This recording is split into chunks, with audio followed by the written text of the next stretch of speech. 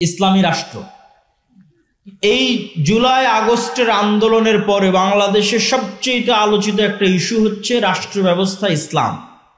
তো রাষ্ট্র ব্যবস্থায় ইসলাম, কেউ বলতেছে হ্যাঁ সব মুসলমান তো বিশ্বাস করে যে রাষ্ট্রে ইসলাম লাগবে, কেউ বলতেছে ইসলাম প্রতিষ্ঠা করতে হবে গণতান্ত্রিক নির্বাচনের মাধ্যমে, কেউ বলতেছে না এইভাবে, কেউ ওইভাবে। তো আসলে ইসলামী রাষ্ট্র বলতে কি বুঝায় এবং কিভাবে ইসলাম রাষ্ট্রে প্রতিষ্ঠিত হয়, এই অংশটুকু সবার জানা খুব জরুরি। প্রথম পয়েন্ট, ইসলামী রাষ্ট্র বলতে কি বুঝায়। আমাদের ব্রেনে পাশ্চাত্য মিডিয়া দিয়েছে ইসলামী রাষ্ট্র মানে চুরি করলে হাত কাটে নিবে, ইসলামী রাষ্ট্র মানে জেনা করলে রজমের শাস্তি হবে। এগুলো ঠিক হবে, কিন্তু ইসলামী রাষ্ট্র মানে এই দৃশ্যগুলো বুঝানো, এটা আল্লাহর নবী বুঝাননি। আমাদেরকে পাশ্চাত্য মিডিয়া বুঝেছে ইসলামী রাষ্ট্র মানে একজন মেয়েকেও বেপর্দায় বাইরে বের হতে দেওয়া যাবে না, সবাইকে বোরখা পড়তে বাধ্য করা হবে। তাহলে যারা পর্দা করে না ওরা কি চাইবে যে ইসলামী রাষ্ট্র আসুক? তখন ওরা আপনার দলকেও ভোট দিবে না, বাইরে বাইরে ইসলামের কথা বলবে, কিন্তু বাস্তবে চাইবে না যে ইসলাম ক্ষমতায় আসুক। কিন্তু আল্লাহর নবী যে ব্র্যান্ডিং করেছেন, ওই ব্র্যান্ডিংটা যদি আপনি মানুষকে বুঝাতে পারেন, তো মুসলমান বহু দূরের কথা, বেপর্দা নারী বহু দূরের কথা, হিন্দু এসে বলবে তোমরা ইসলাম প্রতিষ্ঠা করো, খ্রিস্টান এসে বলবে তোমরা ইসলাম প্রতিষ্ঠা করো। সেটা কি? রাসূলুল্লাহ সাল্লাল্লাহু আলাইহি ওয়াসাল্লাম বলেন, লা তাকুমুস সাআহ হাত্তা ইয়ানজিলা ঈসা ইবনে মারইয়াম। কিয়ামত ততদিন হবে না যতদিন মারিয়ামের সন্তান ঈসা পৃথিবীতে নেমে না আসছে। আর মারিয়ামের সন্তান ঈসা পৃথিবীতে নেমে আসার পর তিনটা কাজ করবে। এক, ইয়াকসিরুস সালিব, ক্রুশকে ভেঙে দিবে। ওয়া ইয়াকতুলুল খিনজির, শুকুরকে হারাম ঘোষণা করে পৃথিবী থেকে বিদায় করে দিবে। তিন নাম্বারটা হচ্ছে সবচেয়ে গুরুত্বপূর্ণ, আগের দুটো ভিন্ন পরিবেশের সাথে সম্পৃক্ত। কি পরিবেশ সেটারও একটু ইঙ্গিত দিব। আর তিন নাম্বারটা হচ্ছে মূল, সেটা কি? উনি সমগ্র পৃথিবীতে হাকামান মুকসিতা, সমগ্র পৃথিবীতে ঈসা আলাইহিস সালাম ন্যায় বিচার প্রতিষ্ঠা করবে। বলেন আল্লাহু আকবার। ন্যায় বিচার, এটা হচ্ছে রাষ্ট্রে ইসলামের ব্র্যান্ডিং। যে ইসলাম রাষ্ট্রে গেলে কি হবে? আপনার মানুষ আপনাকে বলবে ইসলাম রাষ্ট্রে গেলে হাত কাটবে, কেউ বলবে রজম করবে, কেউ বাধ্য পর্দা করবে। আল্লাহর নবী বলছেন ইসলাম রাষ্ট্রে গেলে সমগ্র পৃথিবীতে কি প্রতিষ্ঠা হবে? ন্যায় বিচার প্রতিষ্ঠা হবে। মানে একজন মানুষও মাজলুম থাকবে না, একটা হিন্দু মাজলুম থাকবে না, একটা কুকুরও মাজলুম থাকবে না, তার নাম ন্যায় বিচার। এবং এই ব্র্যান্ডিং এর কারণেই ইসলামে ন্যায়ের গুরুত্ব কত বেশি। রাসূলুল্লাহ সাল্লাল্লাহু আলাইহি ওয়াসাল্লাম বলেন, সাবআতু ইউদিল্লুহুমুল্লাহ ইয়াওমা লা দিল্লা ইল্লা দিল্লু। 7 শ্রেণীর মানুষকে কিয়ামতের মাঠে আল্লাহ বিশেষ ছায়া দিবে। তার 1 নাম্বার ন্যায়পরায়ণ দায়িত্বশীল। মানে যে ন্যায়পরায়ণ দায়িত্বশীল, ওই নাম্বারিংয়ে যে 1 নাম্বারে চলে গেছে, তো তাহাজ্জুদ গুজার ব্যক্তিকে পিছনে ফেলে কিন্তু 1 নাম্বারে গেছে। নফল সিয়াম পালনকারী ব্যক্তিকে পিছনে ফেলে 1 নাম্বারে গেছে। আর যত ফাজাইলে আমল আপনার জানা আছে সবগুলোকে পিছনে ফেলে 1 নাম্বারে গেছে ন্যায়পরায়ণ দায়িত্বশীল। কেননা ওইটাই সবচেয়ে কঠিন, ওইটাই সবচেয়ে কঠিন। আর ওইটা একমাত্র সত্যিকার মুসলিমই ওইটা প্রতিষ্ঠা করতে পারবে। ন্যায়ের গুরুত্ব আল্লাহর নিকটে কত বেশি, আল্লাহ সুবহানাহু ওয়া তাআলা বলছেন, ইন্নাল্লাহা ইয়া'মুরুকুম বিল আদল।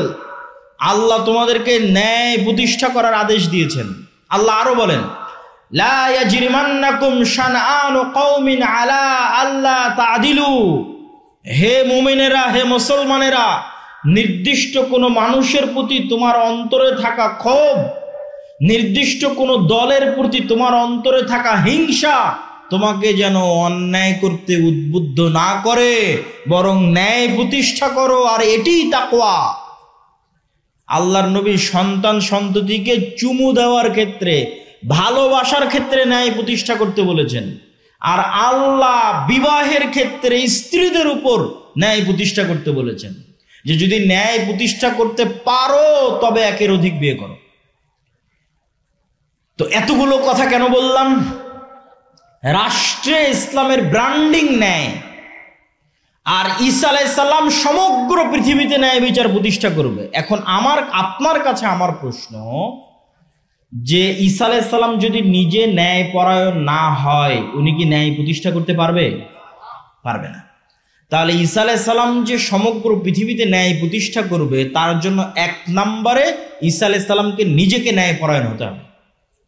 আর আল্লাহ সব নবীকে জন্মগত ন্যায় পরায়ণ করে পাঠিয়েছেন, মানে জন্মই দিয়েছেন নবীদেরকে ন্যায় পরায়ণ সত্যবাদী অবস্থায়। এখন আমার আর আপনার কাছে প্রশ্ন, যে আমরা কি রাষ্ট্রে ইসলাম প্রতিষ্ঠার যোগ্য হতে পেরেছি? ওইটার প্রশ্নের এক নাম্বার আসবে যে আমরা কি ন্যায় পরায়ণ হতে পেরেছি।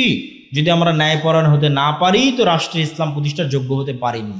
এবার বাস্তব উদাহরণে আসেন। আপনাদের এই চারঘাট, বাঘা, রাজশাহীর এই অঞ্চলের যত মানুষ আপনারা এখানে উপস্থিত আছেন, যতজন মিডিয়ার মাধ্যমে শুনবেন, আশেপাশের পাড়া প্রতিবেশী সবার কাছে চেক করবেন আমার এই প্রশ্নটা।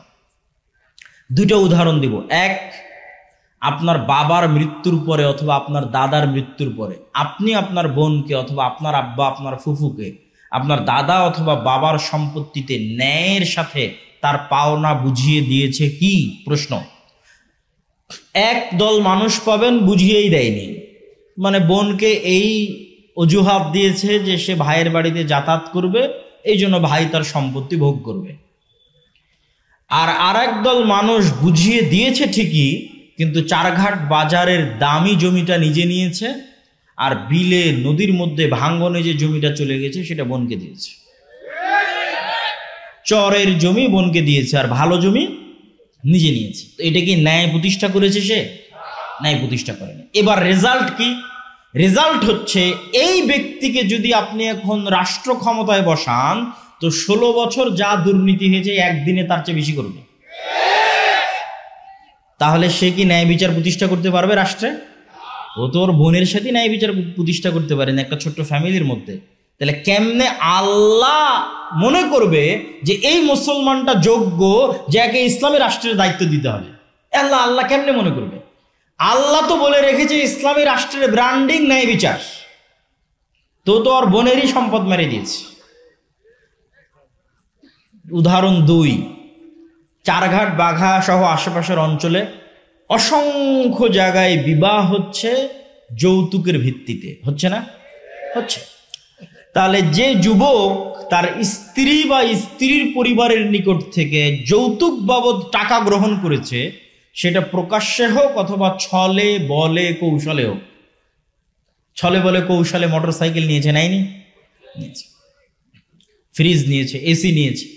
তো ছলে বলে কৌশলে হোক প্রকাশ্যে হোক, সে আরেক মানুষের সাথে আরেক পরিবারের সাথে অন্যায় করেছে। এটা অন্যায়, এটা মানুষের সাথে সম্পর্কিত অন্যায়। তো যার হাত থেকে তার স্ত্রীর পরিবার বা তার স্ত্রীর পিতা ন্যায় পায়নি, ওই ব্যক্তিকে আপনি রাষ্ট্র ক্ষমতায় বসিয়ে দিলেও গত 16 বছর যা দুর্নীতি হয়েছে তা 1 ঘন্টাতেই করে নেবে।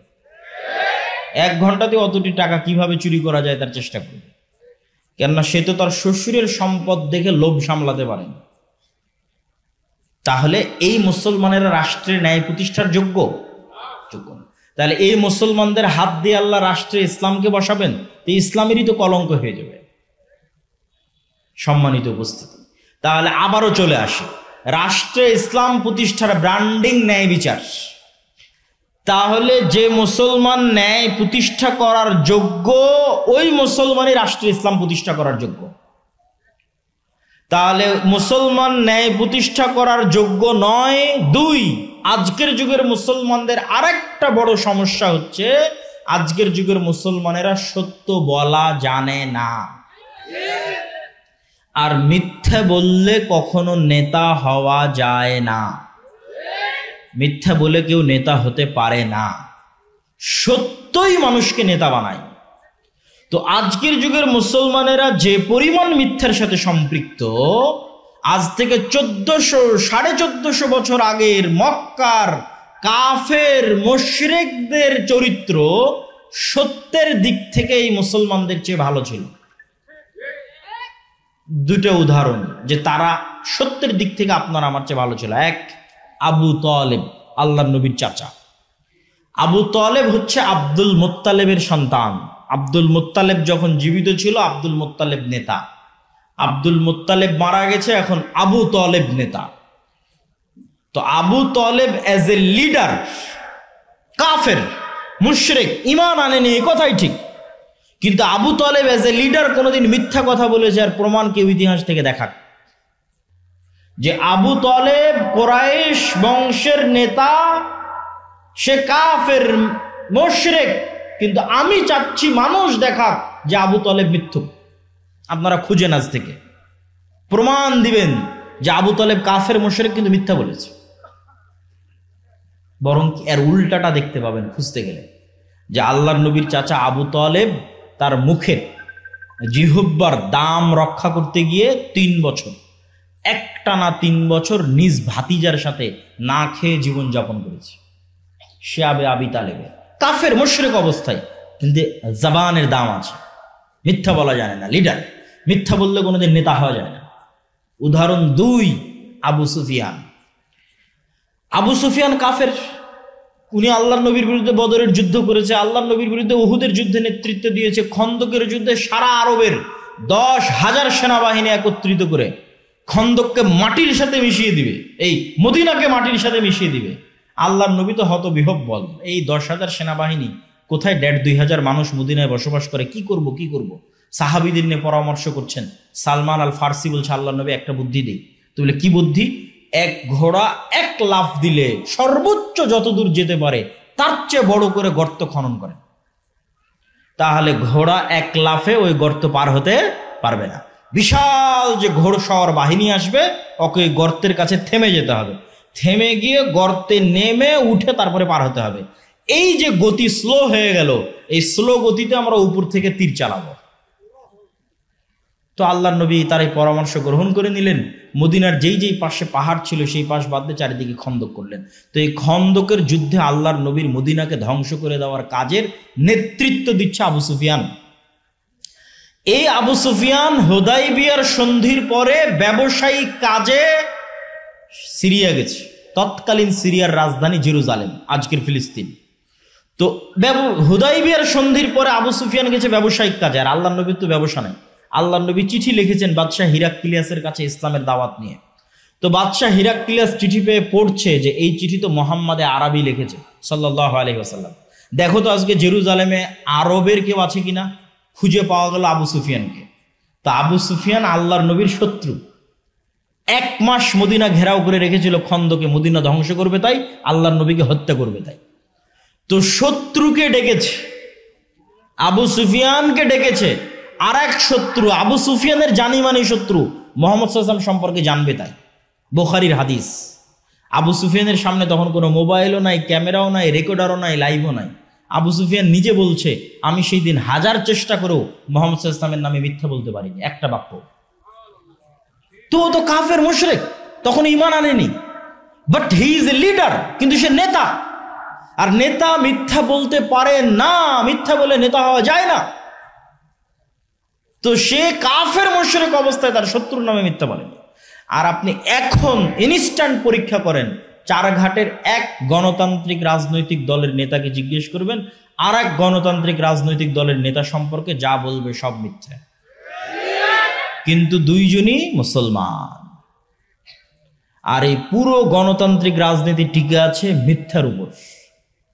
তাহলে মিথ্যা বলে আপনি রাষ্ট্রের ইসলাম প্রতিষ্ঠা করবেন? মিথ্যুককে আল্লাহ সুযোগ দিবে রাষ্ট্রের ইসলাম প্রতিষ্ঠা করতে? সম্ভব। রাসূলুল্লাহ সাল্লাল্লাহু আলাইহি ওয়াসাল্লাম বলেন, সালাসুন মান কুন্না ফিহি, 3টে অথবা 4টে বৈশিষ্ট্য যার মধ্যে আছে, মুনাফিকান খালেসা, খাঁটি নির্ভেজাল মুনাফিক।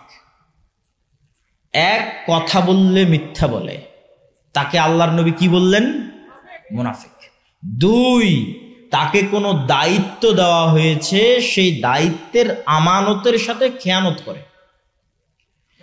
তো এই হাদিসটা এবং ইসলামের এই চিত্রটা, যে ইসলাম মানে সে সত্যবাদী ন্যায়পরায়ণ মুসলিম হবে, এই চিত্রটা আমরা মানুষকে বুঝাতে আমরা আলেম ওলামারা এই পরিমাণ ব্যর্থ যে মানুষ প্রকাশ্যে বলছে যে আমি প্রশ্ন ফাঁস করার টাকা আল্লাহর রাস্তায় দান করি। নাউজুবিল্লাহ। তাহলে ওই মানুষকে আমরা ইসলাম শেখাতে ব্যর্থ। সে প্রশ্ন ফাঁস করার টাকা আল্লাহর রাস্তায় দান করে।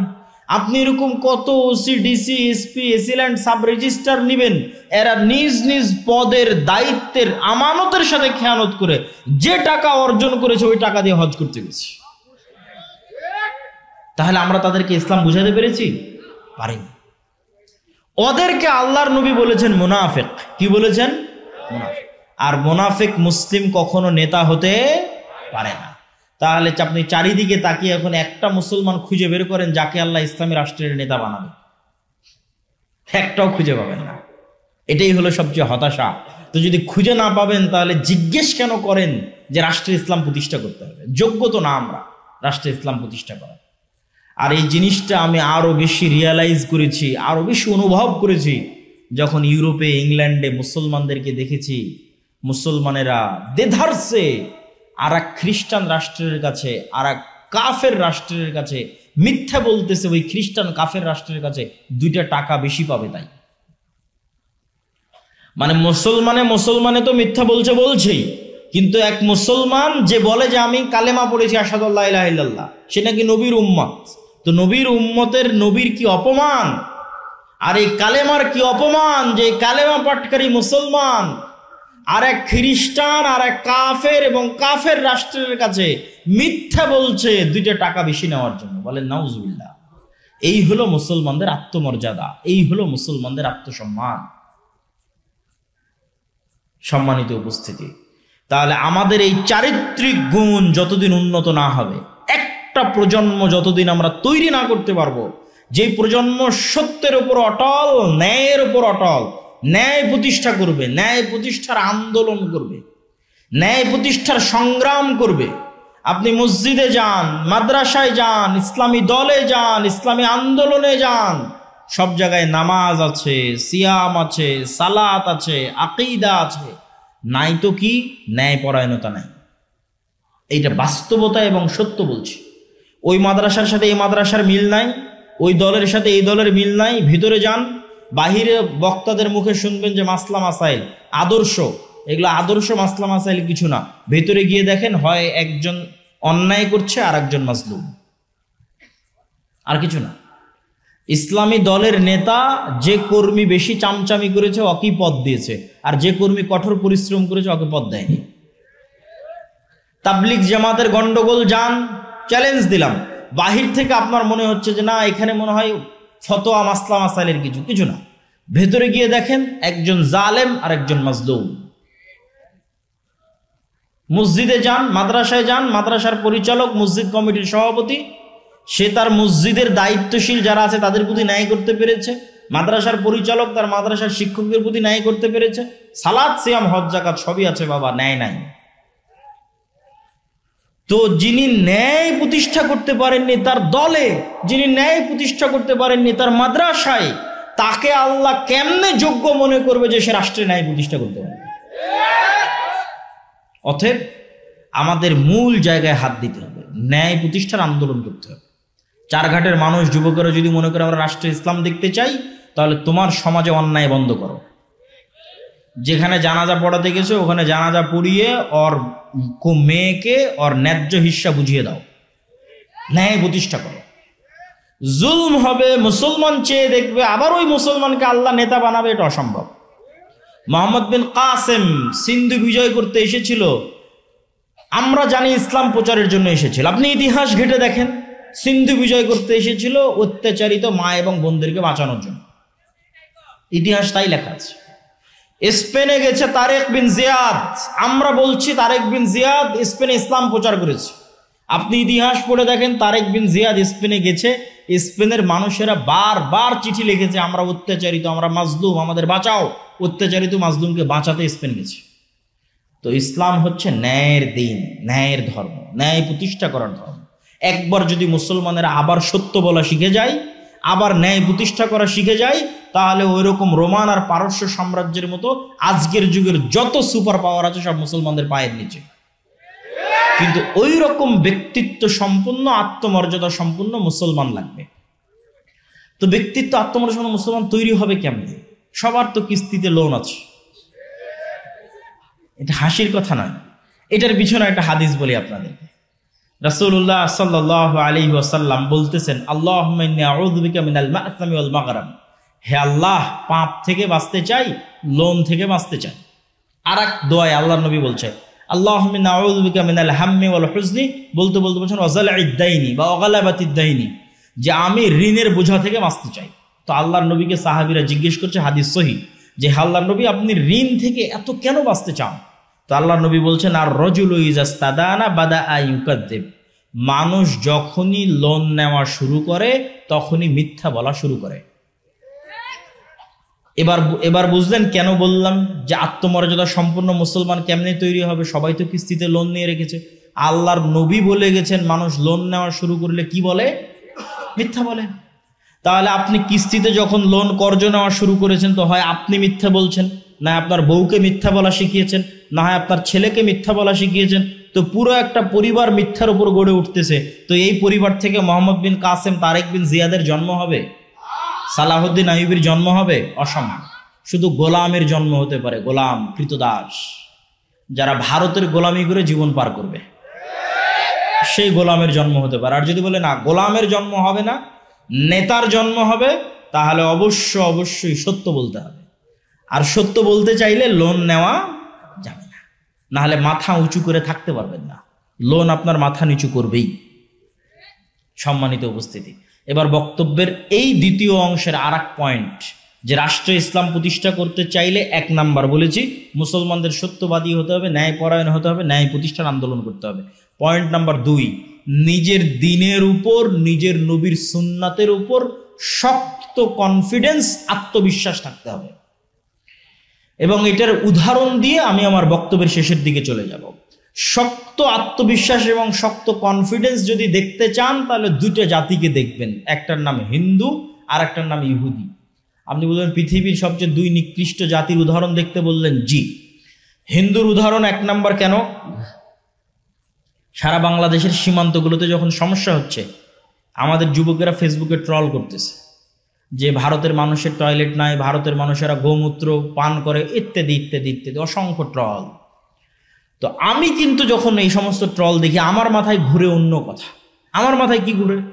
আমার মাথায় ঘুরে 1947-এ ভারত প্রতিষ্ঠা হয়েছে সেকুলারিজমের উপর। গান্ধী, নেহরু, আবুল কালাম আজাদ, বল্লভভাই প্যাটেল, এরা সবাই মিলে সেকুলারিজমের উপর ভারত প্রতিষ্ঠা করেছে। আর মিস্টার জিন্নাহ, আল্লামা ইকবাল, শেরে বাংলা মিলে পাকিস্তান আর বাংলাদেশ প্রতিষ্ঠা করেছে ইসলাম আর মুসলমানের নামের উপর। আজকে 70-75 বছর পর ওই পাকিস্তান আর এই বাংলাদেশ পাল্লা দিয়ে পৃথিবীকে বলছে, দেখো আমি কত বড় সেকুলার, আমি কত বড় উদার, আমি কত বড় ধর্মবিদ্বেষী, আমি মৌলবাদী নই, আমি উমুক নই, আমি তুমুক নই। এক রাজনৈতিক আবার পাশের দেশকে আশ্বস্ত করছে যে আমরা মৌলবাদী নই। তো এরা হচ্ছে পাল্লা দিয়ে পৃথিবীকে দেখাচ্ছে, দেখো কি আমি সেকুলার, আমি মৌলবাদী না। এবার যেই দেশ 1947-এ সেকুলারিজমের উপর প্রতিষ্ঠা হয়েছিল, সেই ভারত আজ 75 বছর পর হিন্দুত্ববাদকে ডাঙ্কে কি চোট পার, মানে দুনিয়ার কারো কথার পরোয়া না করে হিন্দুত্ববাদকে রাষ্ট্র ক্ষমতায় বসিয়েছে।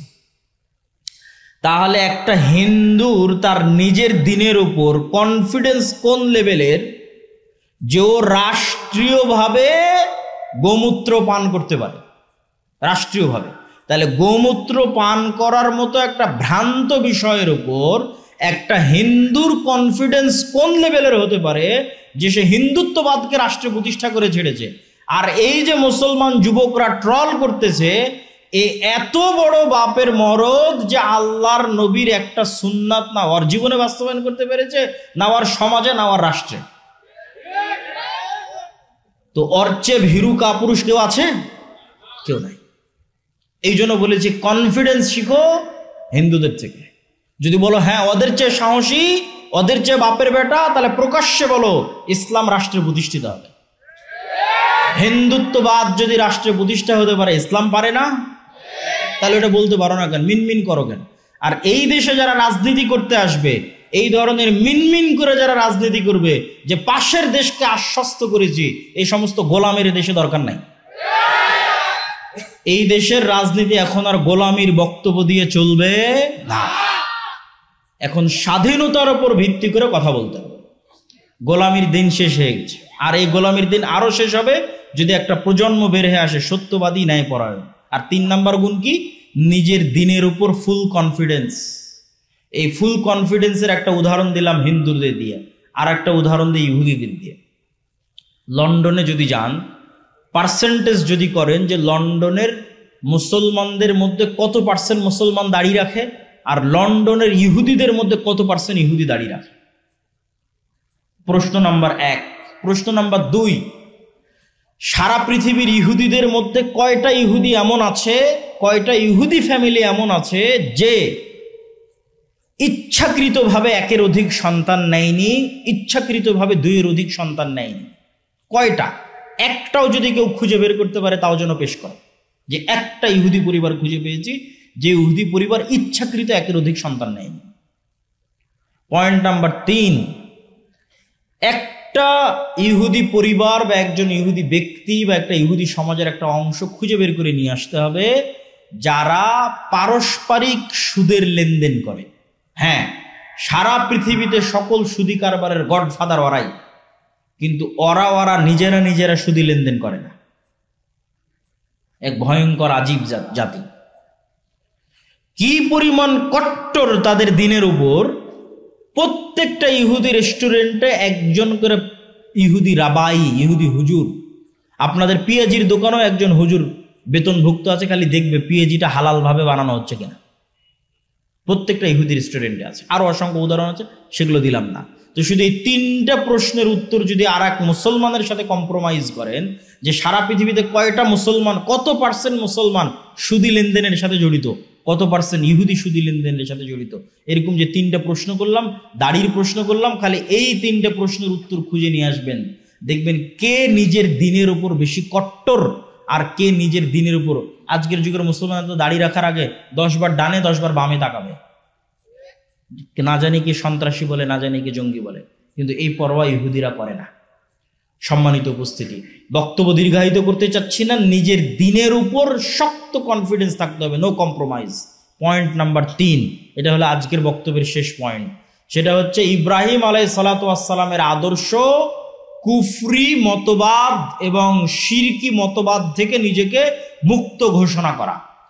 ইব্রাহিম আলাইহিসসালাতু ওয়াসসালাম বলছেন, কাফারনা বিকুম, তোমাদের কুফরি করলাম, তোমাদের কাফের, তোমাদের মূর্তির কাফের। আর আজকে আমরা নিজেদেরকে দেখাচ্ছি যে কার কত বেশি ঈমান আছে গণতন্ত্রের উপর, সমাজতন্ত্রের উপর, ধর্মনিরপেক্ষ মতবাদের উপর, পুঁজিবাদী সুদী অর্থনীতির উপর কার কত বড় ঈমান আছে, এইটা প্রমাণ করে আমরা রাষ্ট্রে ইসলাম প্রতিষ্ঠা করতে যাচ্ছি। অথচ রাষ্ট্রে ইসলাম প্রতিষ্ঠার সবচেয়ে বড় শত্রু, রাষ্ট্রে ইসলাম প্রতিষ্ঠার সবচেয়ে বড় শত্রু গণতন্ত্র নিজে, সবচেয়ে বড় শত্রু সমাজতন্ত্র নিজে, সবচেয়ে বড় শত্রু ধর্মনিরপেক্ষ মতবাদ নিজে, সবচেয়ে বড় শত্রু পুঁজিবাদী অর্থনীতি নিজে। এগুলোর উপর ঈমান আনয়ন করে কিভাবে আপনি কল্পনা করেন রাষ্ট্রে ইসলাম প্রতিষ্ঠা? আপনি রাষ্ট্রে ইসলাম প্রতিষ্ঠা করতে চাইলে প্রকাশ্যে ঘোষণা করতে হবে আমি এগুলোর কাফের। বুঝতে পারেননি মনে হয়? এটা হচ্ছে ইব্রাহিম আলাইহিসসালাতু ওয়াসসালামের আদর্শ। বক্তব্যের শেষে 3টা জরুরি কথা, এই 3টা জরুরি কথা শেষ করে আপনারা উঠবেন। ধৈর্যের সাথে ছিলেন, তাড়াহুড়ার কি আছে? আমিও বক্তব্যের শেষের দিকে চলে এসেছি। 3টা জরুরি কথা। 1, আদ-দাওয়া ইলাল্লাহ। আপনাদের এই 4 ঘাট অঞ্চলেও আমি সফর করেছি ফি সাবিলিল্লাহ। আজকের সফর কিন্তু ফি সাবিলিল্লাহ সফর না, কিন্তু ওই সফরগুলো ফি সাবিলিল্লাহ। মানে আপনাদের এখানে যারা অফিসে আছে, আমার চাচারা, আমার পরিচিত লোকজন, তারা আমার পকেটে 1 টাকাও হাদিয়া দিতে পারেনি, আমি নিজ খরচে এসেছি। তো এই 4 ঘাট, এই বাঘা, এই রাজশাহীর সব উপজেলাগুলোতে শুধু মসজিদ ভিত্তিক কোরআন শিক্ষার জন্য আমার সফর করা আছে। এখন পর্যন্ত 300-র অধিক মসজিদ সফর করা আছে। আর এখন আমার ছোট ভাই আব্দুর রহিম দিনাজপুর অঞ্চলে সফর করছে। তো এটার প্রথম উদ্দেশ্য কি? মসজিদে মক্তব চালু করা। সেক্ষেত্রে আমরা আপনাকে কি সুবিধা দিব? এখন পর্যন্ত 500টা মক্তবের ইমামেরা নিজ নিজ জেলা থেকে রাজশাহী জামিয়া সালাফিয়াতে ট্রেনিং নেওয়ার জন্য এসেছে, তাদের আসার খরচ আমরা দিয়েছি। 10 দিন 7 দিন থেকে ট্রেনিং নিয়েছে, থাকা খাওয়া ট্রেনিং খরচ সব আমরা বহন করেছি। আবার ওর মসজিদ পর্যন্ত যাবে তার যাতায়াত খরচ আমরা দিয়েছি।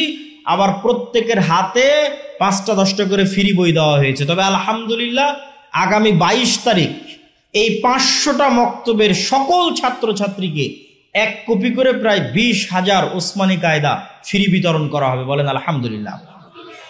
তাহলে এই যে সব কিছু নিয়ে বসে আছি, এখন আপনি যদি আপনার মসজিদের ইমামকে না পাঠান, আপনি যদি আপনার মসজিদে আমাদের উন্নত সিলেবাস অনুযায়ী ট্রেনিং নিয়ে মক্তব না চালান, তাহলে সেটার জবাবদিহিতা আপনাকে দিতে হবে, সেটার দায়িত্ব আমরা নিব না। কিন্তু আমাদের দরজা উন্মুক্ত, আহ্বান উদাত্ত যে আপনাদের মসজিদের বক্তব্যগুলোকে দাওয়া ইলাল্লাহর অধীনে ট্রেনিং নিয়ে আমাদের সিলেবাসে, এবং আমাদের সিলেবাসের বইও আমরা দিয়ে দিচ্ছি, আপনাদের মক্তবে দ্বীন এবং কোরআন শিক্ষার ব্যবস্থা চালু করেন। পয়েন্ট 2, মাসিকাল ইতিসাম। আমি জানি না এখানে চারঘাটে আসে কিনা। মাসিকাল ইতিসামের প্রতি মাসের সম্পাদকীয় সমসাময়িক, যেমন এই মাসের সম্পাদকীয় পাবেন দামেস্কে মুজাহিদদের সিরিয়া বিজয়। ওই যে বললাম ঈসা আলাইহিস সালাম এসে ক্রুশ ভাঙবেন, কেন ভাঙবে তার উত্তর মাসিকাল ইতিসামে আছে। আর দেশ বিদেশের আলেম ওলামারা ফতোয়া বোর্ডে বসে, ভারতের আলেমরা, সৌদি আরবের আলেমরা, তারা ফতোয়া বোর্ডে বসে, তাদের ফতোয়া বোর্ডের ভিত্তিতে ফতোয়া নির্ধারিত হয়। নাম্বার 3, আগামী 13-14 ফেব্রুয়ারি আল জামিয়া সালাফিয়া রূপগঞ্জ নারায়ণগঞ্জ এদেশের আহলে হাদিস এবং সালাফিদের সবচেয়ে বড় সম্পত্তি, প্রায় 100 বিঘা জমি, প্রায় এদেশের সালাফি এবং আহলুল হাদিসদের সবচেয়ে বড় সম্পদ। এটা অন্তত আপনাদের দোয়া করার জন্য দেখতে যাওয়া উচিত। বলেন ইনশাআল্লাহ, যেন ওইটা আল্লাহ সুবহানাহু ওয়া তাআলা মারকাজুল ইলম হিসেবে কবুল করে। সেখানে এবছর ভারত, পাকিস্তান, নেপাল, সৌদি আরব প্রায় 4-5টা দেশ থেকে আলেম ওলামা আসতেছে। পাকিস্তানের আহলে হাদিসদের প্রাণ পুরুষ আল্লামা ইহসান ইলাহি জহির রাহিমাহুল্লাহর সন্তান আল্লামা ইবতিসাম ইলাহি জহির হাফিজাহুল্লাহ, তিনিও ওই সালাফি কনফারেন্সে উপস্থিত থাকবেন এবং বক্তব্য দিবেন ইনশাআল্লাহ। তো তাকে যেন আমরা খুব ভালোভাবে স্বাগতম জানাতে পারি, এটির জন্য আপনাদের কাছে চারঘাটবাসীর কাছে উদাত্ত আহ্বান থাকবে। আপনারা সাধ্য অনুযায়ী আগামী 13-14 ফেব্রুয়ারি আল জামিয়া সালাফিয়া রূপগঞ্জ নারায়ণগঞ্জের সালাফি কনফারেন্সে উপস্থিত হওয়ার চেষ্টা করবেন। মাসিকাল ইতিসাম নেবেন, আর দাওয়া ইলাল্লাহর সাথে থেকে মসজিদ ভিত্তিক দ্বীন শিক্ষা পরিচালিত করবেন। এই দাবি এবং দাওয়া রেখে আজকের মাদ্রাসা আল মারকাজুল কোরআন ওয়াস সুন্নাহ একাডেমি এবং তার দায়িত্বশীলদের জন্য দোয়া করে, এই প্রোগ্রামের আয়োজকদের জন্য দোয়া করে প্রশ্ন উত্তরে চলে যাচ্ছে।